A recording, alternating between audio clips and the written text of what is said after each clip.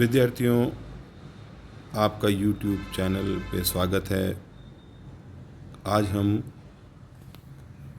प्राणीशास्त्र प्रश्न पत्र तृतीय के सूक्ष्म जैविकी भाग इकाई में से बैक्टीरिया ऑफ मेडिकल इम्पोर्टेंस या चिकित्सा महत्व के जीवाणुओं के बारे में अध्ययन करने का प्रयास करेंगे। ये चूँकि हमारी लंबी बातचीत होगी, इस प्रकार इसलिए इसको मैंने विभिन्न भागों में बांटा है। शुरुआती भाग जिसके अंतर्गत हम आज बात कर रहे हैं, इसमें हम थोड़ा सा जीवाणुओं के प्रति, जीवाणुओं की जानकारी, ग्राम नेगेटिव ग्राम पॉजिटिव की जानकारी थोड़ी सी जो हम पहले ले चुके हैं, लेकिन वापस से रिपीट करते हुए, और उसकी मेडिकल इम्पोर्टेंस, कैसे हम उन्हें पहचानें, कैसे नज़र आते हैं, कब देखे जा सकते हैं, किसने किसने खोज करी, उनकी बात करेंगे। तो बात शुरू करने से पहले आपको एक बार पुनः पुरानी बात याद दिला दूं कि हम शुरुआती दौर में, शुरुआती कक्षाओं के अंदर बैक्टीरिया के बारे में पढ़ चुके हैं। आप और मैं भी निचली कक्षाओं में इनके बारे में पढ़ कर आए। इन पे किस प्रकार का कोट होता है, ये किस प्रकार पाए जाते हैं। फिर भी आज हम इसको एक बार थोड़ा सा रिवाइज करके, थोड़ी सी पुनरावृत्ति करके आगे पढ़ने का प्रयास करेंगे, जानने का प्रयास करेंगे। हमें अच्छी तरीके से ज्ञात है कि जीवाणु हमारे चारों ओर, वैसे तो माइक्रो ऑर्गेनिजम्स जिनको कि सूक्ष्म जीवी कहते हैं, हमारे शरीर के चारों तरफ, हमारे वातावरण में सब तरफ फैले हुए, हवा में, पानी में, जहाँ हम रहते हैं वहाँ, ज़मीन में, यहाँ तक कि हमारे शरीर में भी। तो मैंने हमारा जो मुख्य बिंदु है, शुरुआती बिंदु है, उसके छोटा सा एक पॉइंट ऊपर लिखा है कि इंट्रोडक्शन के अंतर्गत हमारे चारों ओर, हमारे शरीर में भी, हमें पता है कि हमारे रक्त में, हमारे टिश्यू में, हमारे त्वचा के ऊपर कई प्रकार के माइक्रो ऑर्गेनिजम्स उपस्थित होते हैं। और ये ज़रूरी नहीं कि सभी माइक्रो ऑर्गेनिजम्स नुकसान पहुंचाएं हमें। हमारे शरीर में, हमारे शरीर के ऊपर, हवा में, पानी में, वायुमंडल में, ज़मीन में, यानी हमारे चारों तरफ दोनों ही प्रकार के माइक्रो ऑर्गेनिजम्स हो सकते हैं, सूक्ष्म जीव भी हो सकते हैं। ये सूक्ष्म जीव हमें फ़ायदा भी पहुंचाते हैं, हमारे साथ रहते हैं, हमारे भोजन का भाग है, हमारे श्वसन का भाग है, और तथा ये हमें नुकसान भी पहुंचा सकते हैं। इनमें से कुछ हमें नुकसान भी पहुंचा सकते हैं। कोशिश करिए आपको एक छोटा सा समझाने की। कभी कभी ये कुछ हानिकारक जीवाणु या हानिकारक सूक्ष्म जीवी हमें बीमार कर देते हैं, हमारे अंदर संक्रामक बीमारियां फैला देते हैं, हमें यहाँ तक कि मौत के द्वार पे लाके खड़ा कर देते हैं, यानी जानलेवा भी सिद्ध हो सकते हैं। तो जब हम इसे पढ़ेंगे तो हमने इसे जानने के लिए पैथोजेनिक माइक्रो ऑर्गेनिजम्स की श्रेणी में इसको रखा है, जिसमें कुछ तो बैक्टीरिया यानी जीवाणु, वायरसेस यानी विषाणु, फंजाई यानी कवक, तथा प्रोटोजुआ। इन सब को हम माइक्रो ऑर्गेनिज्म मानते हैं क्योंकि ये प्रोटोजुआ इनसे बड़े भी होते हैं और आसानी से देखे जा सकते हैं। बैक्टीरिया छोटे हैं, वायरस उससे भी ज़्यादा छोटे हैं। माइक्रोस्कोप की मदद से हम इन्हें देखते हैं, लेकिन फिर भी हम इन्हें माइक्रो ऑर्गेनिज्म के अंतर्गत लेकर के पढ़ते हैं, जानना चाहते हैं। और इनकी जब हम स्टडी करते हैं और जब हम इनका अध्ययन करते हैं, और उससे अगर हम हमारे शरीर पे होने वाले प्रभाव, दुष्प्रभाव, या उससे होने वाली कोई बीमारियों के बारे में पढ़ें, तो उसे मेडिकल माइक्रोबायोलॉजी कहते हैं, चिकित्सा सूक्ष्मजीवी विज्ञान। ये माइक्रोबायोलॉजी हम अपने फ़ायदे के लिए, हमारे दूसरे जानकारियों के लिए हमारे पास है, लेकिन मेडिकल यानी कि जिससे, जैसा हमारा टॉपिक है कि बैक्टीरिया की मेडिकल इम्पोर्टेंस, जीवाणुओं को चिकित्सीय महत्व या चिकित्सा महत्व, कि हमें किस प्रकार की बीमारियां होती हैं, हमें इससे क्या फ़ायदे मिल सकते हैं, उनके बारे में बात कर रहे हैं। इसलिए आज हम सिर्फ इतना सा स्टडी करने का प्रयास करेंगे। मैंने कुछ स्लाइड्स आपके लिए बनाई हैं, और इन स्लाइड्स की बात करते करते मैं अपनी बात भी रखता रहूँगा। आप इन स्लाइड्स को गौर से देखेंगे तो आपको काफ़ी चीज़ें स्पष्ट हो जाएगी। जैसा मैंने आपसे कहा कि हमारे शरीर के ऊपर भी, त्वचा के ऊपर भी कई प्रकार के माइक्रो ऑर्गेनिजम्स या सूक्ष्म जीव उपस्थित होते हैं। तो प्रसव पश्चात जब बच्चा पैदा होता है, तब से लेकर के उसके अंदर शरीर में, अपनी मदर के जब वूम में होता है, तब से उसमें कई तरह के बैक्टीरिया बढ़ जाते हैं, कम हो जाते हैं, नए बैक्टीरिया आ जाते हैं, हम नई नई जगह जाते हैं, हमें नए नए तरह के बैक्टीरिया, हमारे जीवाणु, बैक्टीरिया ही नहीं बल्कि माइक्रो ऑर्गेनिज्म, सूक्ष्म जीव हमारे शरीर पर, हमारे शरीर के अंदर प्रवेश कर जाते हैं। और वर्तमान परिस्थितियों में तो अभी हमें कोरोना के इन्फेक्शन का जो डर है वो वायरसेस के कारण ही है, और उसमें कभी कोविड-19 जिसका नाम दिया किलर वायरस, उसके कारण अभी हम इतने सतर्क हैं और इतना सावधान रख रहे हैं कि वो हमारे शरीर में प्रवेश ना कर जाए, हमारे त्वचा में ना लग जाए, हमारे रक्त में ना चला जाए, हमारे लंग्स में ना चला जाए। अभी पता है जानकारी ही नहीं हो पा रही कि वो क्या क्या चीज़ों को नुकसान पहुंचा सकता है। तो ये एक जीता जागता अभी बिल्कुल फ्रेश एग्जाम्पल है, फ्रेश उदाहरण है कि हम किस प्रकार इनको फेस कर रहे हैं और ये हमें हमारे शरीर में किस किस प्रकार के नुकसान करते हैं। तो इनको पहचानने की कोशिश करेंगे, इनको समझने की कोशिश करेंगे।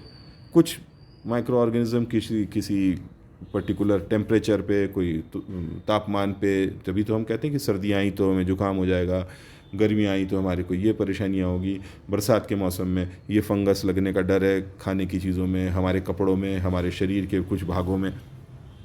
तो इस प्रकार हम इनको आदिकाल से जानते हैं, लेकिन अब हम इसे, अब से मेरा मतलब है वैज्ञानिक ने विगत कुछ वर्षों से पढ़ रहे हैं। और आपने तो नाम सुन ही रखा है, लुईस पास्चर, जिसको कि फादर ऑफ इंडस्ट्रियल माइक्रोबायोलॉजी कहते हैं, जिन्होंने इसमें बहुत काम किया, माइक्रो ऑर्गेनिज्म पे बहुत काम किया। और दूसरी ओर जर्मन चिकित्सक रॉबर्ट कॉच का भी आपने नाम सुन रखा होगा, कि इन्हें मेडिकल माइक्रोबायोलॉजी के संस्थापक के रूप में जानते हैं। ये दो नाम बहुत इम्पॉर्टेंट है। और भी हैं जिन्होंने, आपने पेनिसिलिन की खोज के बारे में सुन रखा होगा, आपने विनेगर बनाने के बारे में सुन रखा होगा, मदिरा बनाने में सुन रखा होगा।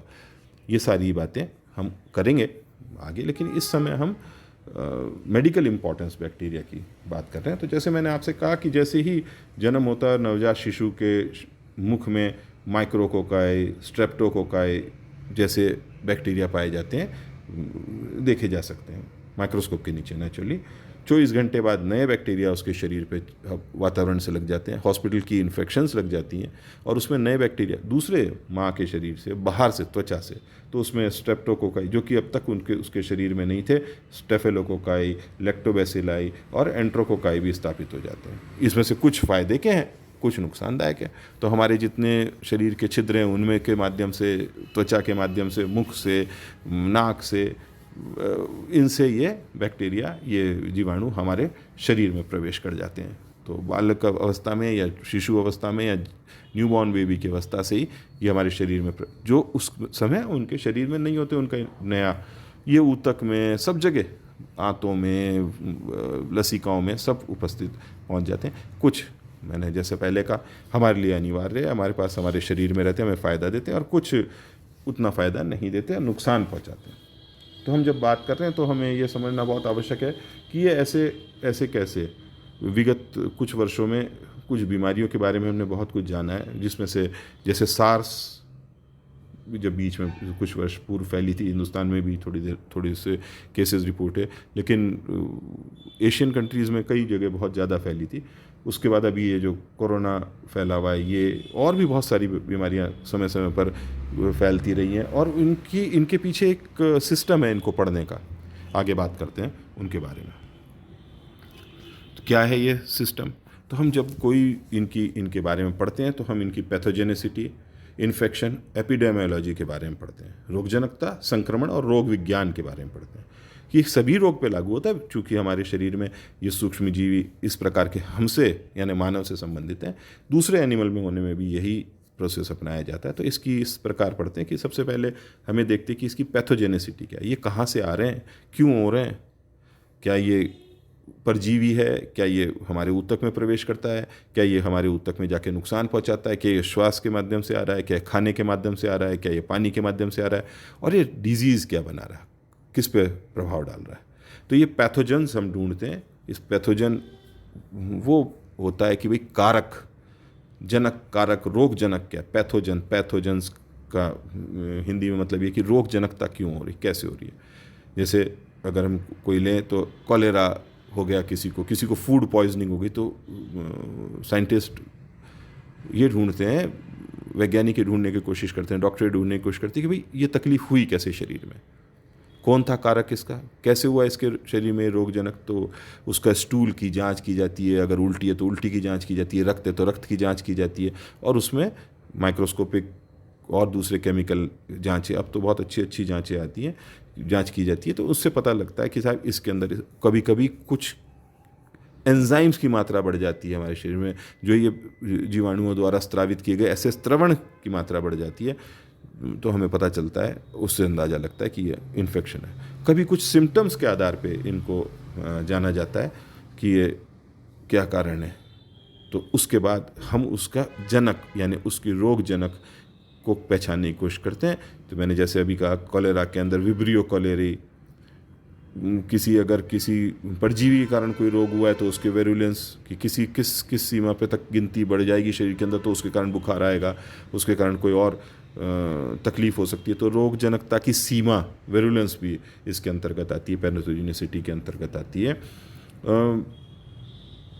कभी कभी क्या होता है कि शरीर के अंदर कुछ इस प्रकार के सूक्ष्म जीवी होते हैं जो शरीर में रहते हैं लेकिन रोग पैदा नहीं करते, उनकी गिनती बहुत बढ़ जाए तो वो रोग में परिवर्तित हो, अन्यथा आराम से रहते हैं। जब तक वो रह रहे होते हैं तो वो एवेरुलेंट स्थिति के अंदर रहते हैं। हमने ग्रिफिथ के एक्सपेरिमेंट में भी देखा था पहले कि इस प्रकार के एविरुलेंट, जिनसे विरुलेंस ना हो, जिनसे इन्फेक्शन ना हो, और जिनसे इन्फेक्शन हो जाए तो इन्फेक्शन की तो कोई दिक्कत की बात ही है, लेकिन अगर ये इन्फेक्शन होना यानी संक्रमण होना, ये कैसे फैल कर दूसरे तक पहुँचे, और ये संक्रमण का एक काल होता है, एक समय होता है, और उसको इंक्यूबेशन पीरियड कहते हैं। संक्रमण हो गया, संक्रमण होने का जब उसके सिम्टम्स आते हैं तब तक उस पीरियड को इंक्यूबेशन पीरियड कहते हैं।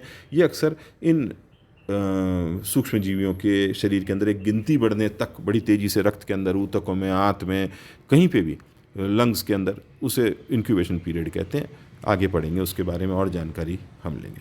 तो रोगों का वितरण होता है, इसकी फ्रीक्वेंसी होती है, ये कभी कभी मौसम से जुड़ा हुआ भी होता है, किसी जाति विशेष से जुड़ा होता है, कोई भोजन की विशेषता से जुड़ा होता है कि यही खाने से ये माइक्रो ऑर्गेनिज्म शरीर में बढ़ जाते हैं, ये पीने से ये ठीक हो जाते हैं या हट जाते हैं। इस तरह पुराने आदिकाल से इस प्रकार की जानकारियाँ एकत्रित करते रहे, और साइंटिस्ट, अब तो खैर साइंटिस्ट और डॉक्टर इसमें हर बीमारी को हटाने के प्रयास में कि जिससे मानव जीवन सुगमतापूर्वक जी सके, उसकी ग्रोथ, उसकी डेवलपमेंट पे कोई नेगेटिव असर ना आए। तो अगर हमने उस प्रक्रिया को जाना तो उसे इन्फेक्शन जानना कहते हैं, इन्फेक्शन के बारे में पता करना। हमने अगर उसकी डिस्ट्रीब्यूशन, जोग्राफिकल डिस्ट्रीब्यूशन की, भाई वो एक विशिष्ट स्थान पे ही हो रही है इस प्रकार की बीमारी या पूरे जगह फैली हुई है, तो इसको एपिडेमियोलॉजी के अंतर्गत हम स्टडी करते हैं, जिसे रोग विज्ञान कहते हैं।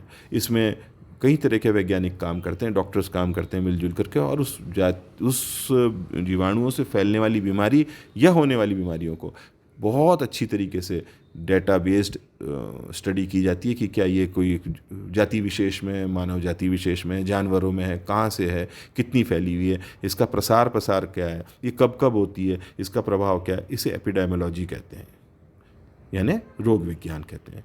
इसमें और इस रोग विज्ञान के अंतर्गत ही इसकी रोकथाम, इसका इलाज, इसकी डायग्नोसिस, इसके कोई किट्स की तैयारी की जाती है, बनाई जाती है, और इन्फॉर्मेशन पास ऑन की जाती है। तो वैज्ञानिक ये काम करते हैं।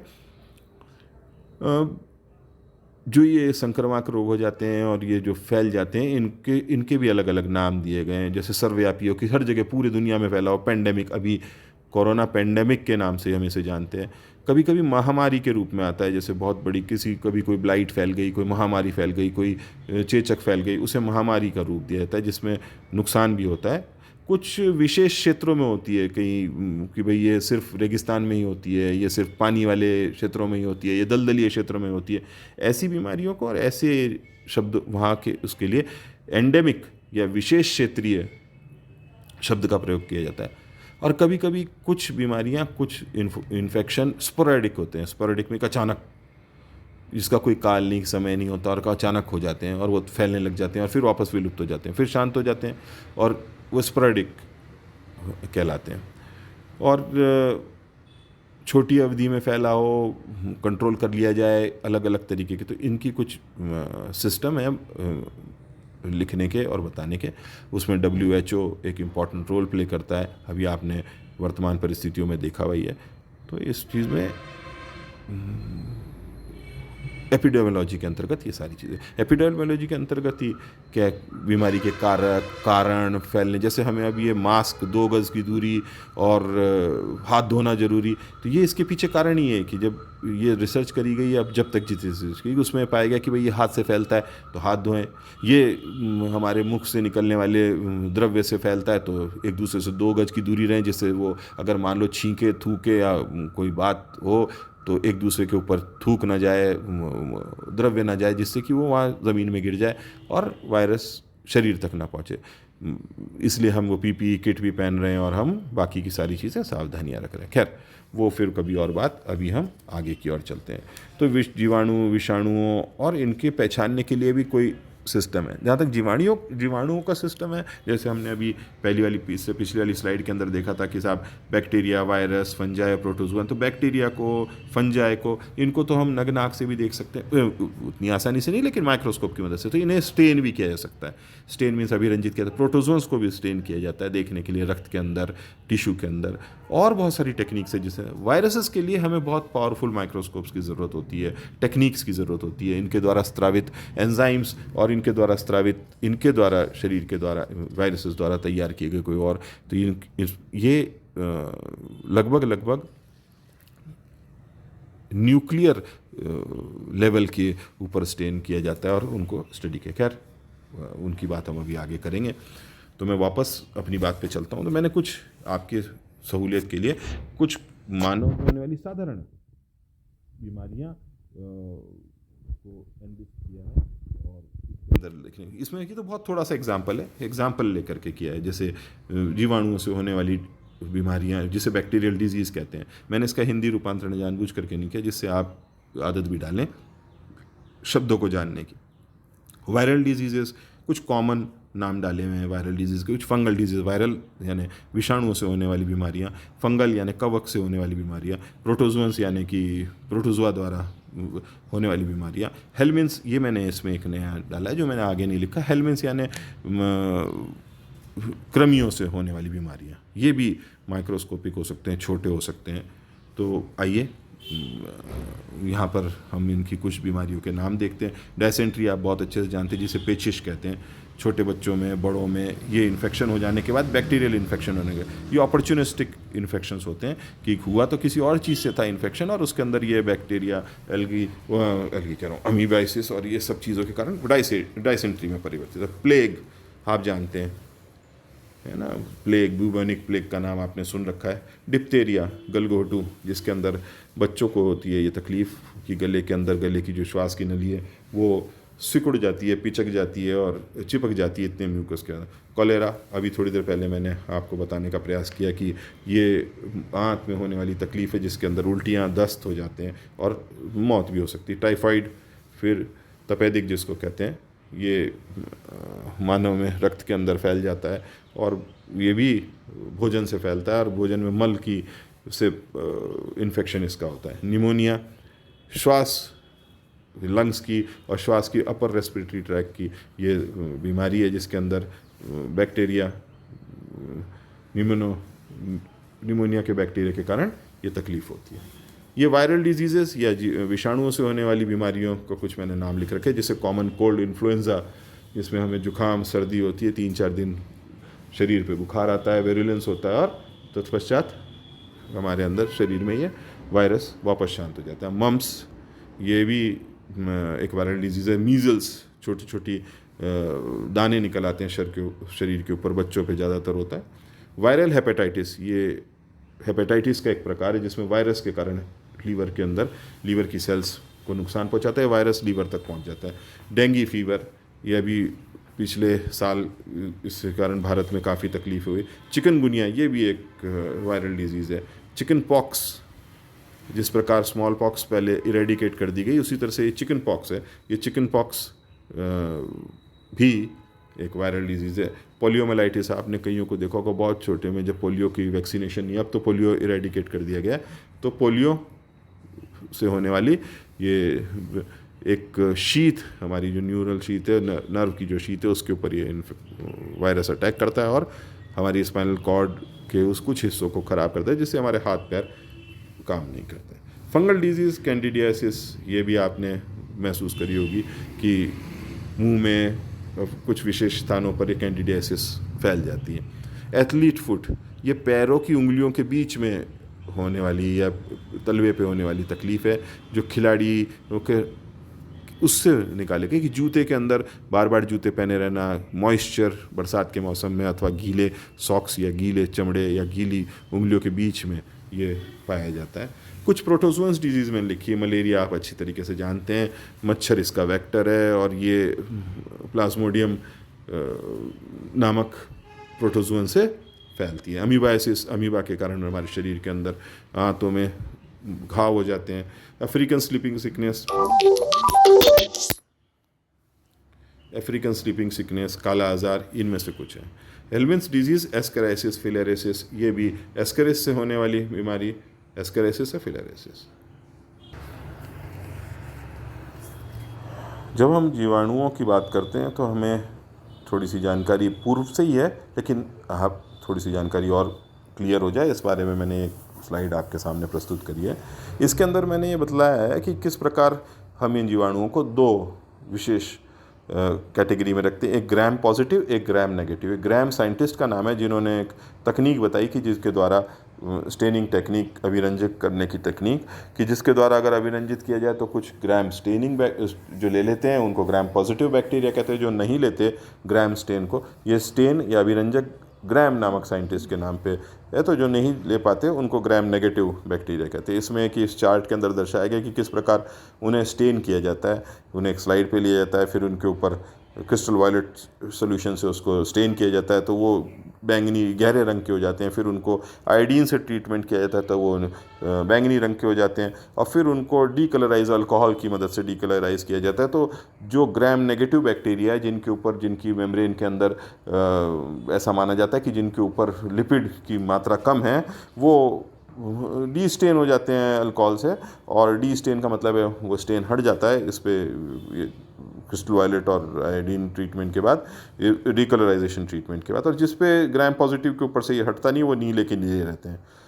फिर ये डीकलराइज यानी रंग अभिरंजक हट जाने के बाद अगर इनके ऊपर सेफरनिन नामक स्टेन, एक दूसरा स्टेन डाला जाता है, अगर वो ये स्टेन इस पे चिपक जाता है, ये इन्हें पिंक रंग के कर देते हैं। तो ये जो पिंक कलर की स्लाइड पे दिखते हैं वो ग्राम नेगेटिव बैक्टीरिया कहलाते हैं, ग्राम पॉजिटिव बैक्टीरिया वो हैं जो बैंगनी रंग के दिखते हैं। दोनों ही प्रकार की, ये सिर्फ हमने पहले कक्षा में पहले से पढ़ रखा है कि ये दोनों ही प्रकार के बैक्टीरिया डिजीज़ कॉज करते हैं। दोनों ही प्रकार के बैक्टीरिया में कुछ बैक्टीरिया डिजीज़ नहीं कॉज करते हैं और कुछ डिजीज़ कॉज करते हैं। तो ये इस चार्ट को और गौर से देख लीजिए आप। मैंने इसके अलावा ये एक और फोटोग्राफ डाउनलोड करी है इंटरनेट से, और आपकी सहूलियत के लिए, ये काल्पनिक है, इस प्रकार की फ़ोटोग्राफी नहीं होती, लेकिन फिर भी जो एनिमेटेड है जिस प्रकार के भी, इससे समझना आसान हो जाता है कि कोकाई, बेसिलाई और स्पायरेला किस प्रकार के थे। इसमें स्ट्रेप्टोकोकाई और उनकी बात बाद में करेंगे। तो कोकाई ये गोल गेंद के नुमा नज़र आते हैं, चिपके हुए एक दूसरे से। डिप्लोकोकाई, दो गेंद आपस में चिपक जाए, डिप्लोकोकाई। बल खाते हुए चिपक जाए, जैसे कोई स्ट्रेप्टोकोकाई, जैसे किसी ने बल दे रखा हो या टर्न दे रखा हो। तो बेसिलाई दूसरे हैं जो कि रॉड के आकार के प्रतीत होते हैं, जैसे इस चित्र के अंदर, इस फोटोग्राफ के अंदर, इस एनिमेटेड चित्र के अंदर प्रदर्शित हो रहा है कि ये कुछ रॉड शेप नज़र आते हैं। स्पायरेला जैसा नाम बता रहा है, बल खाए हुए स्पायरेला रॉड्स हों, ब्लंट हो और कुछ फाइबर की तरह हो, कोई विप की तरह हो, कोई कोड़े के समान हो, इस प्रकार के ये प्रतीत होते हैं। तो समझने में आसानी रहेगी। आप और मैं जब बात करेंगे तो ग्राम पॉजिटिव कोकाई हो सकते हैं, ग्राम पॉजिटिव बेसिलाई हो सकते हैं, ग्राम स्पायरेला हो सकते हैं। तो इस प्रकार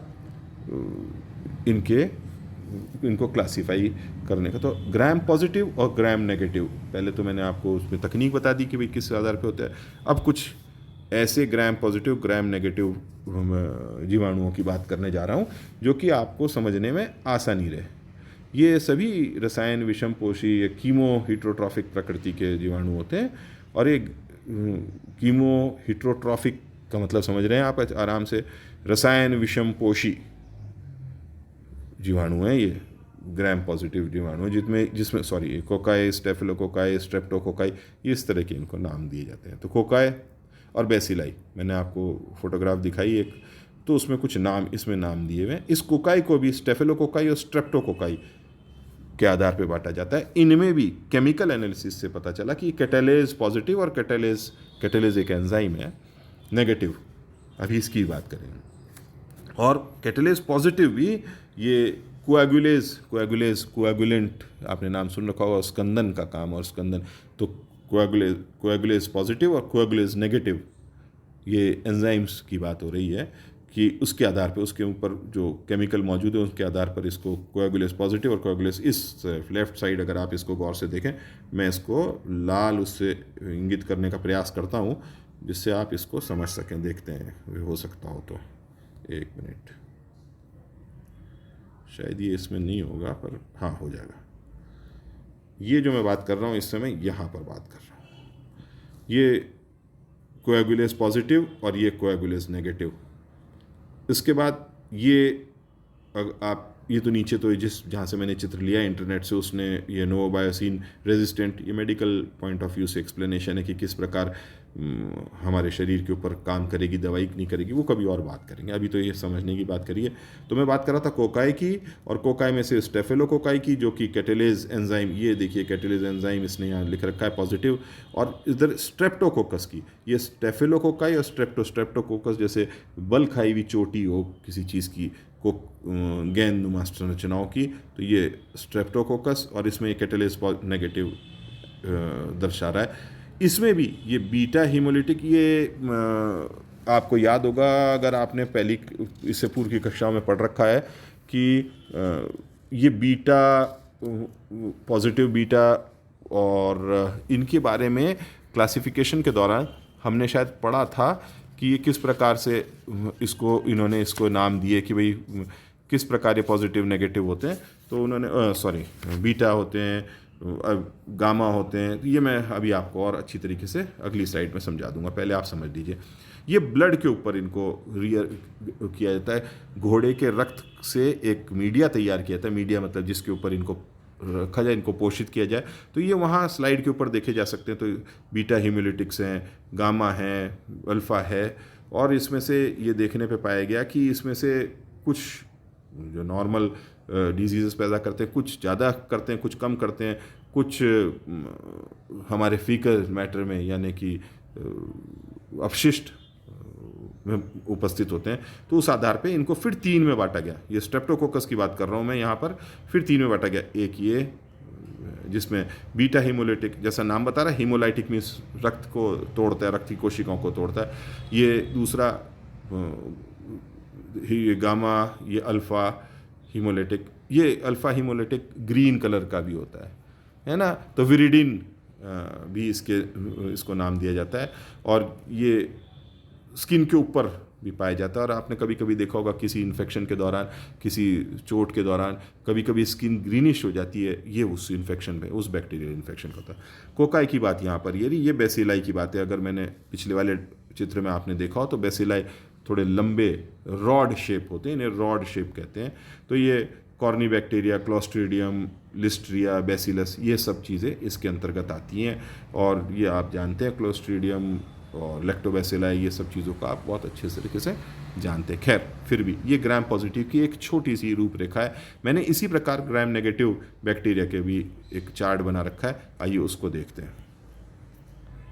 ये ग्राम नेगेटिव बैक्टीरिया देखिए, अभी मैं थोड़ी देर पहले डिप्लोकोकाई की बात कर रहा था, ये इसमें डिप्लोकोकाई है। इस चार्ट के अंदर, ये भी मैंने इंटरनेट से निकाला है, इस चार्ट के अंदर थोड़ी सी जानकारियाँ ज़्यादा है, मैं थोड़ा इसको बड़ा कर देता हूँ जिससे आपको आसानी से नजर आ सके। डिप्लोकोकाई एरोबिक मीन्स जिसमें एयर, ऑक्सीजन की आवश्यकता हो। कोकोबैसिलाई, ये डिप्लोकोकाई का मतलब है 2 कोकाई जुड़े हुए। कोकोबैसिलाई, इसमें देखिए ये इन्फ्लुएंजा पैदा करने वाले, पर्टूसिस पैदा करने वाले, खांसी पैदा करने वाले, ये ब्रुसेला पैदा करने वाले, ये छाले पैदा कर देने वाले, ये बहुत सारे बैक्टीरिया के नाम दिए हुए। अभी जब इन डिजीज़ के बारे में पढ़ेंगे तो मैं इनको और डिटेल आपको बता दूंगा। ये बेसिलाई, ये जो रॉड शेप बताया था, ये लैक्टोज फर्मेंटेशन करी जाती है। इससे अगर करते हैं फर्मेंट तो कुछ दूसरे तरीके जिससे H2S गैस प्रोड्यूस होती है, उनके नाम है शिंगल्स है, साल्मोनेला है। मैं फिर इसमें अभी रेड उससे मार्क कर दूंगा। स्यूडोमोनास है, ये ऑक्सीडेज और ये लैक्टोज का फर्मेंटेशन करें और नहीं करने वाले दो तरीके के ये नो है। अगर आपने गौर से देखा हो, एक मिनट, ये नो है, अब ये काम हो जाएगा।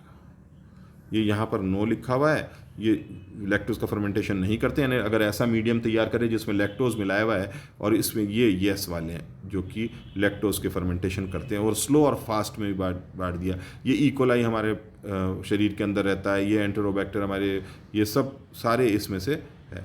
अब ये कॉमा शेप जो मैं अभी बात कर रहा था ना, मैंने आपसे कहा कि वो जैसे जिसका शेप कॉमा की तरह हो, उसमें भी ये उसके भी कुछ वो दिए हैं कि किस प्रकार वो ग्रो करते हैं, कहाँ मिलते हैं। ये पायरोलिक है, ये कोलेरी है, ये जेजेनियम है, ये सारे के सारे आप आराम से देखते हैं। इनको और डिटेल में हम बात करें। ये ग्राम नेगेटिव बैक्टीरिया, ये भी सब डिजीज़ पैदा करने वाले यहाँ पर दिखाए गए। आज इतना ही, फिर अगली कक्षा के अंदर हम और इसकी जानकारी लेंगे। थैंक्स।